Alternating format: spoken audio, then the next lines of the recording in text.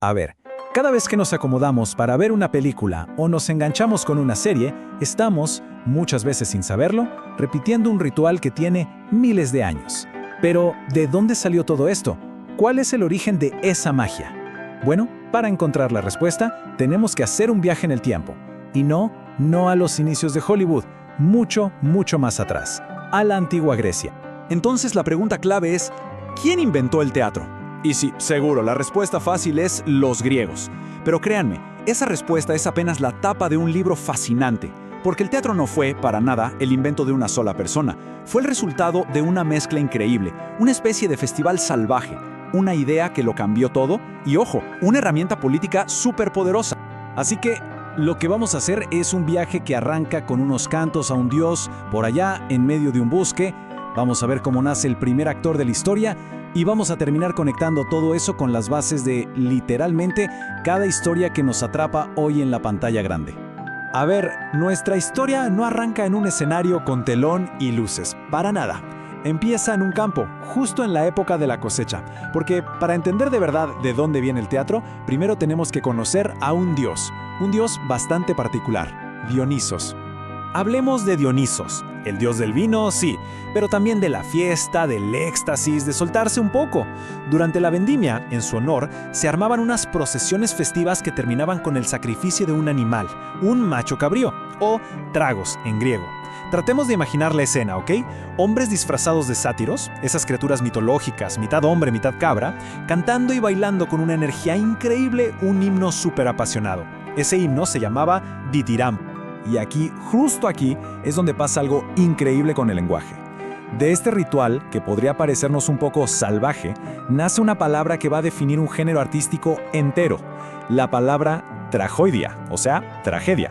Viene de juntar tragos, que ya vimos que es macho cabrío, con oide, que significa canto. Tal cual, la tragedia, ese género tan profundo, nació literalmente como el canto del macho cabrío. Increíble, ¿no?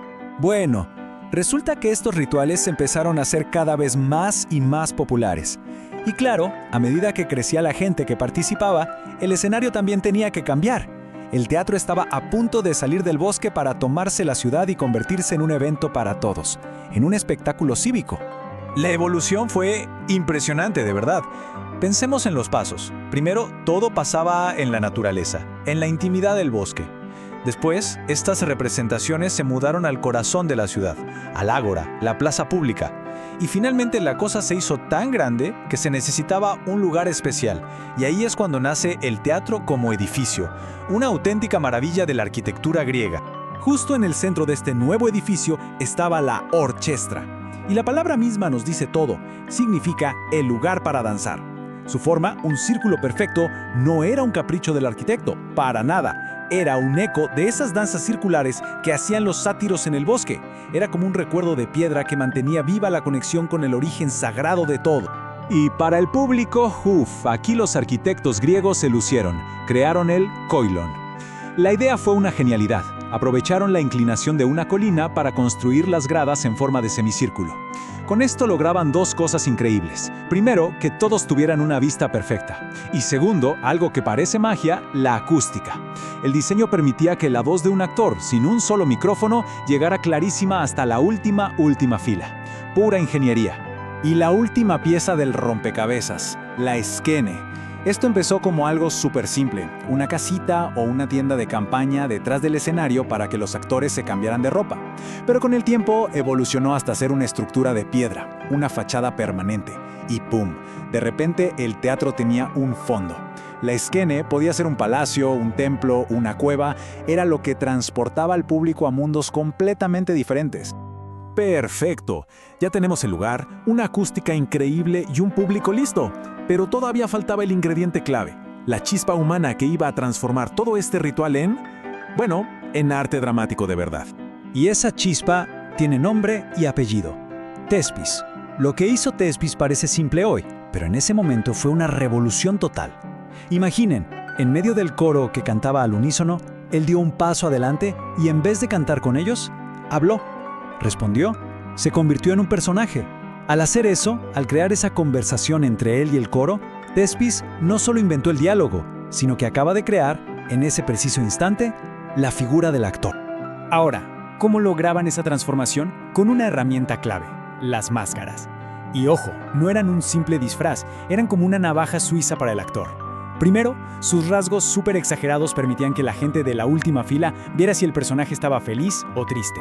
Segundo, la forma de la boca funcionaba como un pequeño megáfono, ayudando a proyectar la voz. Y tercero, y esto es genial, le permitían a un único actor hacer de varios personajes, un viejo, una mujer, un rey, en la misma obra. Eran pura tecnología de la época. Pero a ver, aquí es donde la historia da un giro fundamental, porque en Atenas el teatro no era solo para pasar el rato. No, se convirtió en una pieza central de su experimento más valiente y loco de todos, la democracia. Personajes como Pericles se dieron cuenta del poder que tenía esto. Vieron el teatro como un laboratorio, un espacio público donde la ciudad entera se juntaba no solo a ver una obra, sino a pensar, a debatir.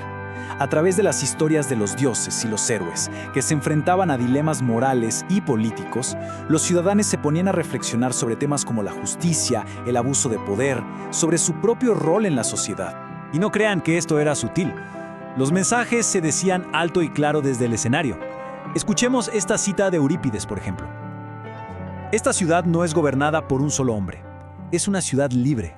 El pueblo es soberano. Más directo, imposible. El mensaje es potentísimo. Se celebra la libertad y el poder del pueblo, reforzando esos valores democráticos delante de miles de ciudadanos que escuchaban atentos. Y así, de una forma que parece casi increíble, todo este recorrido, desde el canto a un macho cabrillo en un bosque, pasando por la creación del actor, hasta el debate político en las gradas, nos trae directamente a la sala de cine del siglo XXI. Es que las conexiones son directas, es impresionante. Pensemos, los géneros que ellos definieron, la tragedia y la comedia, son la base, el ADN de casi todo lo que vemos. La figura del protagonista, esa idea de Thespis, hoy es la estrella de cine. Incluso la tecnología, esa necesidad de amplificar la voz y la emoción con las máscaras, ¿no es acaso el abuelo del diseño de sonido y de los primeros planos que nos muestran la expresión de un actor? Y la idea misma de un estreno, de juntarse todos para ver algo, es un eco clarísimo de esos festivales para Dionisos. Al final, el teatro griego fue mucho más que la invención de una forma de arte. Creó un espacio para que toda una sociedad se mirara al espejo y pensara sobre sí misma. Y claro, esto nos deja con una pregunta flotando en el aire. Si ese fue el rol del teatro para los atenienses, un laboratorio para su democracia, ¿cuál es la función que cumple hoy nuestro espectáculo de masas más poderoso, el cine, en nuestro mundo?